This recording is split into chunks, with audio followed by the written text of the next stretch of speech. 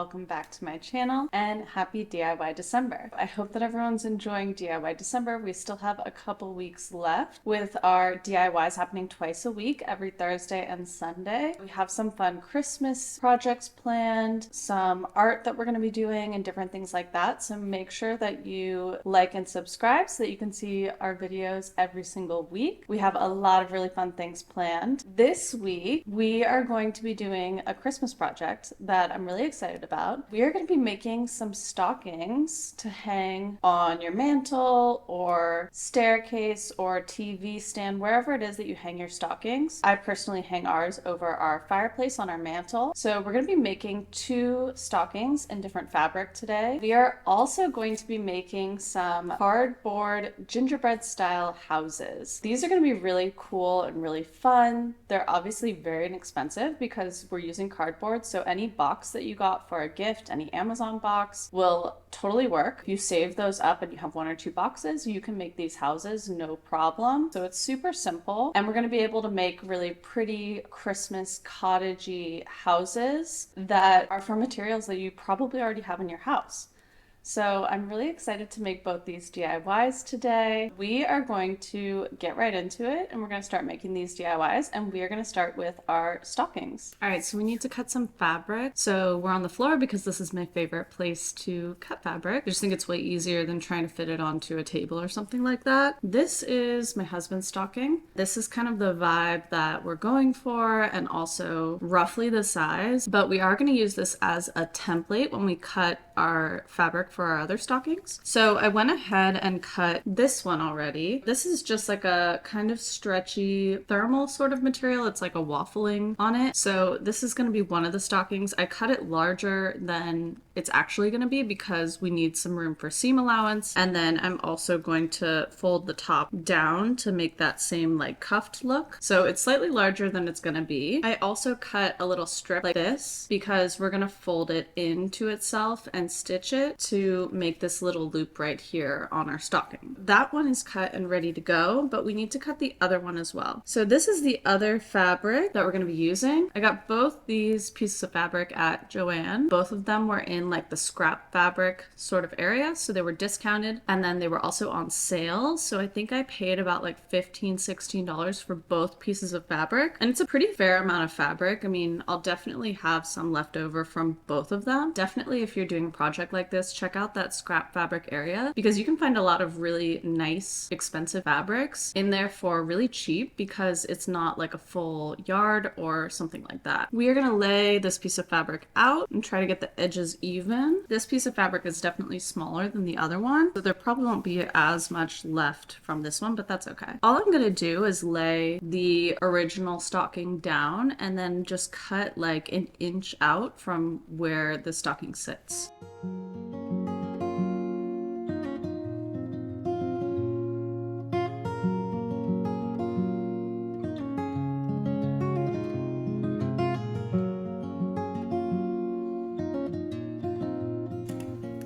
So here is our kind of rough stocking. It's obviously going to be smaller because of seam allowance and because of the hem at the top that's going to fold over. I'm going to cut just a little strip from the top to make the little piece that it's going to hang from as well. Okay, so these are all like rough cuts, nothing super refined or perfect. I'm not a very experienced sewer. I've sewn some basic things, nothing crazy. So this is going to be pretty simple, pretty straightforward, and really anyone can do it. Even if you don't have a sewing machine, you can totally do this by hand. It'll just take slightly longer, but it's super doable. If your fabric has it, you're going to take the pretty sides of your fabric and put them together. This fabric is the same on both sides, so it really doesn't matter. And then we're just going to pin all the edges so that we'll be able to sew these 2 pieces of fabric together and then flip it inside out. All right, guys, so I pinned our edges all along our stocking here. You can see them lining the edge. You just want to space them out like about an inch or half an inch apart so that it's easy for your fabric to stay together, but you're not constantly pulling your pins out, which can get kind of annoying. Once you have all your pins in, you just want to make sure that you didn't put any pins along this top border here because obviously that is the opening to your stocking. You want to leave it open so that you can get gifts in and out and all that kind of stuff. Right now, what I'm going to do is set up my sewing machine and and then we can just run a stitch all along the edge of our stocking, and we'll be able to check back in at that point and work on the hem of our cuff at the top of our stocking. So at the beginning here, I'm just going to run my stitch, and I'm using a zigzag stitch. This is just going to be a little bit stronger, especially for like felt or waffle type of fabric. Once I run my stitch forward a little bit, I use this little thing to back stitch. If you're hand stitching, you don't need to worry about this. You can just do some tight little stitches all the way down and it'll be fine, as long as you don't put anything like crazy heavy in it.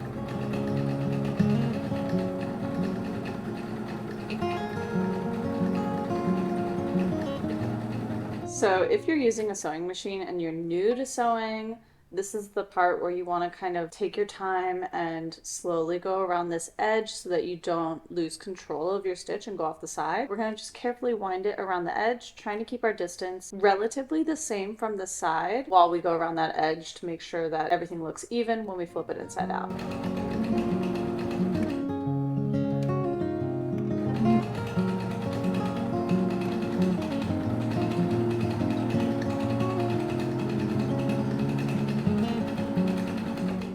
And this is what our stocking is looking like. So it's looking good.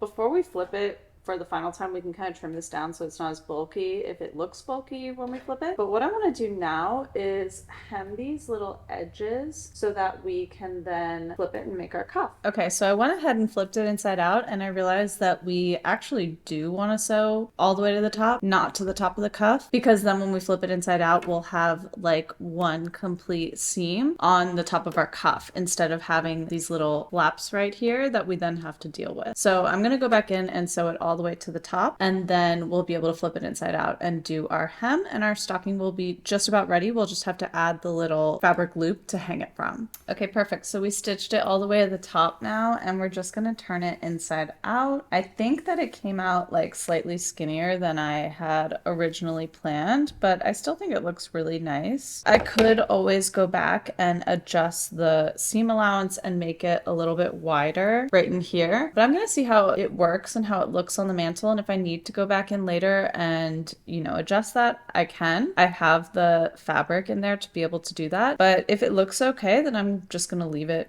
how it is. So this is what it's looking like at the moment. And what we're gonna do is roll just a teeny little bit, not even this much, a little bit of our hem at the top here, and stitch all the way around so that when we cuff our stocking, we have a clean edge.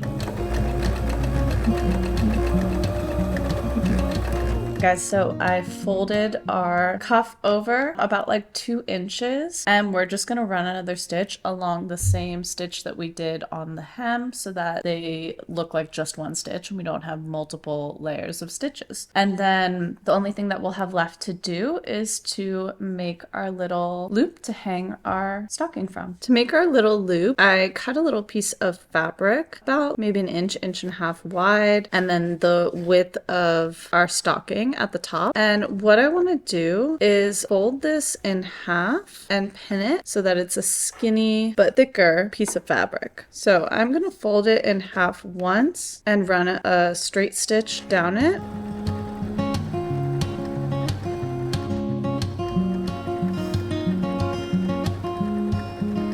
Okay, so now that we have it sewn, we want to flip this inside out. And this is where things can get a little bit tricky because it's such a skinny tube of fabric. What I like to do is take like a pencil, or this is a little wooden skewer, or like a paintbrush or whatever you have, and use it to kind of shove your fabric through, and that helps a lot in being able to get this little tube flipped inside out. Okay, so I stitched it along the bottom here so that it made a little loop. What I want to do now is on the inside of our stocking, on the seam here, I'm gonna stitch a couple little stitches running up just to secure this to our stocking, and then we'll be able to hang it like this. All right, so this is the final result of our stocking. I think it's super, super cute. I really like how it turned out, and I definitely think it's way more in line with the decor that we're going for Christmas. This was my husband's stocking, and this was the one that we're doing to kind of go with it. And then if you can picture, we'll also have the red waffle stocking to go with this. So it'll have a little bit of the red,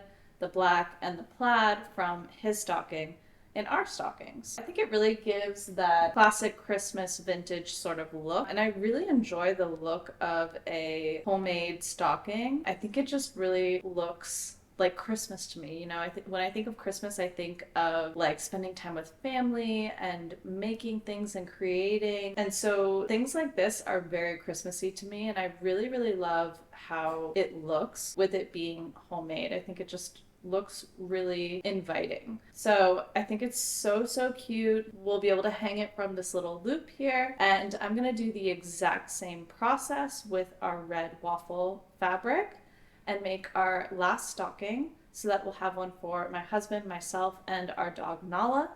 And then we'll be able to hang them and decorate with them.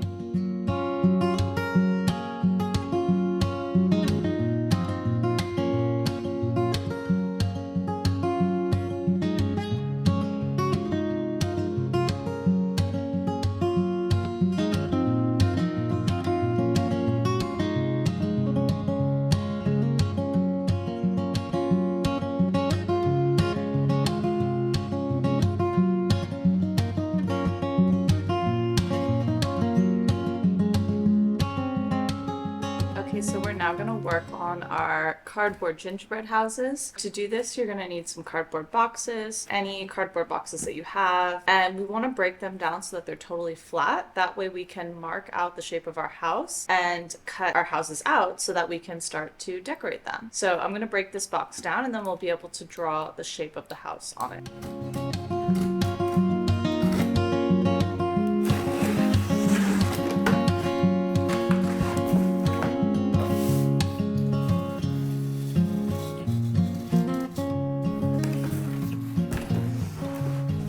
This is one box broken down, so really one box should be more than enough to be able to make all of our houses. I'm going to try to make them all as one continuous piece and just kind of cut the cardboard halfway in between the houses so that we can keep them in one long strip but move them forward and back kind of like accordion style. So I'll show you what I mean as we get into it, but I'm going to lay our cardboard out and then I want to cut off the flaps and just keep these center panels so that we can draw our houses on the center panel where it's all connected and it's not going to be as bendy.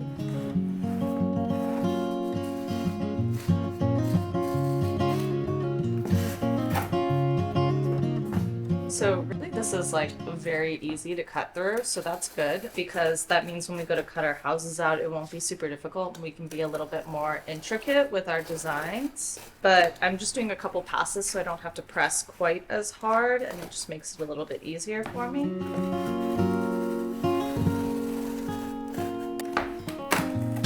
This is going to be what our houses are built on. We're gonna draw it on the back side where all of the branding and tape and stuff like that is, and then we'll be able to cut it out and paint on the clean side so that it just has the simple wood. And as far as the cardboard that we cut off, you don't need the extra, you can get rid of that, but do keep one small piece because we're gonna make some little triangle pieces that we can hot glue on that are gonna be kind of like our stand for the houses. So you want a small piece so you can cut a couple of triangles out, but everything else you can get rid of. I'm gonna set my cutting board off to the side and that way we can draw out what our houses are gonna look like. So you can make these look any way you want to. There are other people that have done things like this on Pinterest. There's also the actual ceramic houses that you can look at. I'll put a couple of pictures on the screen for you as kind of reference, but you can use those as inspiration or completely make it up yourself. I wanna go for a couple of different styles of houses. I wanna put some windows in my houses. That way I can put some of the LED lights behind it and have it light them up. We're gonna do a few different houses along the way. So I'm gonna grab a ruler, that way I can make some straight lines, and then we will get into drawing our houses. For most of these, I'm gonna keep it relatively simple. This is a shorter piece of cardboard, so I'm thinking that I will take a couple of these ones that I cut off and do some that are taller as well so that I can mix in some taller pieces next to some shorter pieces. So we'll see how that goes. All right, so we're gonna gonna start with just a simpler one.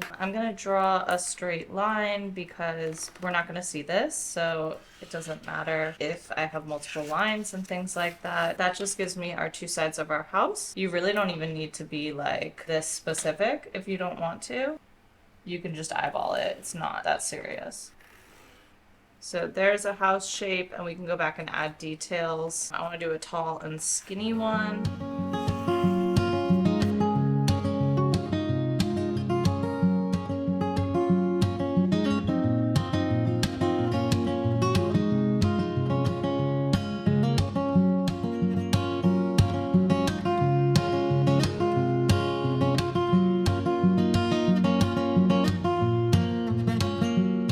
So for this first house, I'm just gonna kind of go for it and see how it looks. I want to do an arched door down here.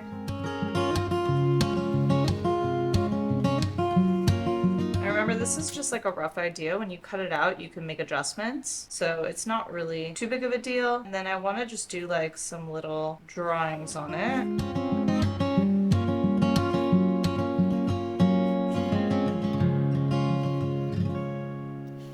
Something like that, maybe. Maybe do like kind of a snowy window look.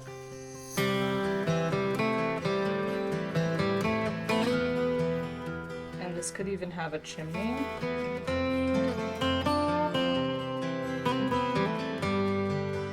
And this just gives me an idea so that when I flip it over, I know what I want to go for when I paint it.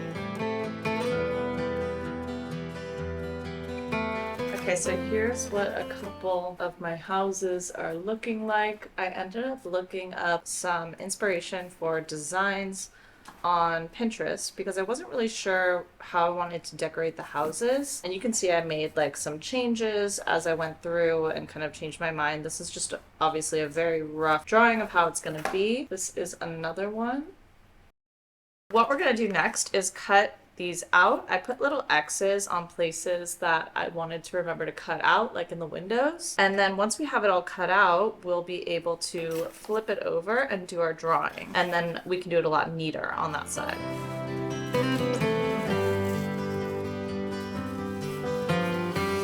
Okay, so as you're cutting out your different shapes, just really kind of take your time, make that initial marking, because once you have that, you'll have something to follow and it'll be a lot easier to guide your blade. You know, doing a few passes over each spot is going to make it a lot easier for you so that you don't have to get it right the first time 100% and you don't have to press as hard when you're cutting. You can kind of ease your way through it.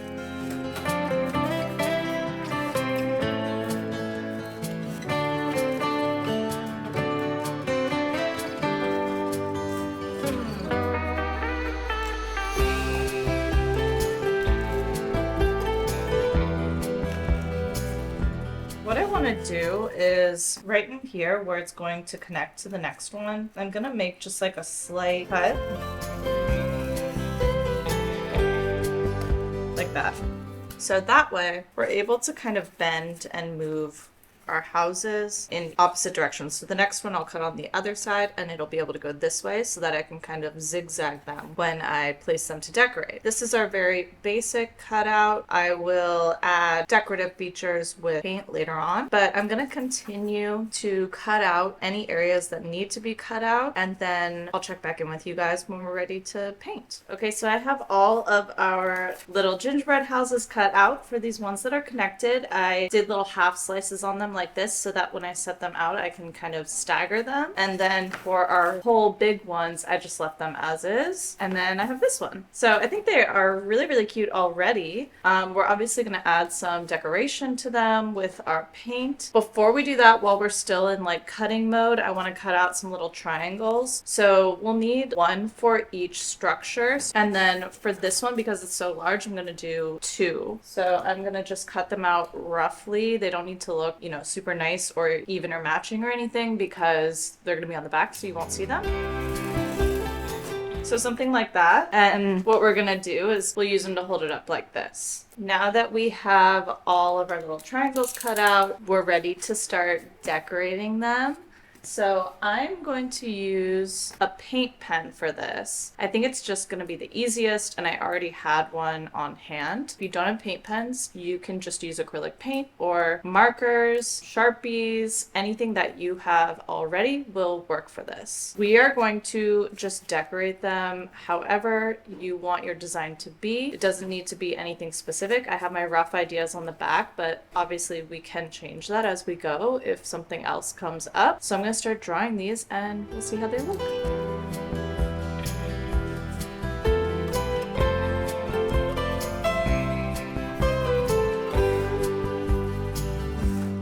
Alright guys, so both my paint pen and my camera died, so I went ahead and got just some acrylic paint that I had on hand. This is Folk Art in Vintage White and a little paintbrush, and then I finished off this one right here. So this one's ready to go and pretty much dry already. And now I'm working on this guy, so we're just gonna add some details. So I'm kind of looking at what I did on the back as a reference.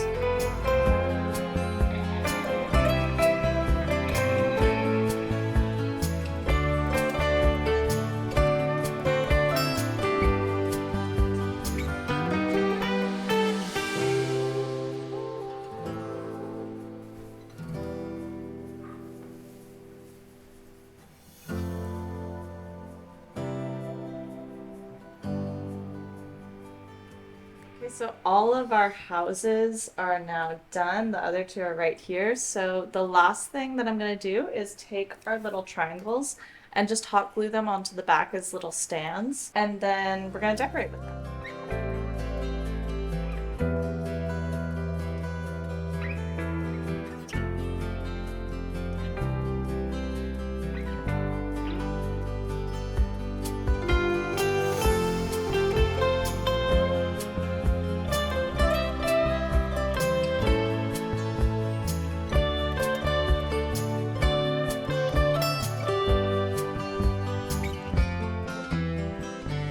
Wraps up our video for this week. I hope that you guys enjoyed it and that you enjoyed making our stockings along with me and our cardboard gingerbread houses. I think that everything turned out really, really nicely. I love how it's looking in the house. I love the feel of our Christmas decorations this year. I think that the shift that we're making in our Christmas decor is just so perfect. It's so cozy and welcoming and just really beautiful and simple and classic. And I just love looking around the house and seeing how everything looks in the evening when all the lights are on. It's just super peaceful. So I'm really excited about the projects that we've been making. And if you've been enjoying these videos in DIY December, don't forget to like and subscribe so that you can see more videos like this every single week. We'll have videos every Thursday and Sunday for the month of December. So there's lots of projects to do, lots of videos to see. So it's gonna be really fun. And then we have some big surprises in the new year that I'm super excited about. So I hope that you all enjoyed this week's video, and I will see you all on Sunday.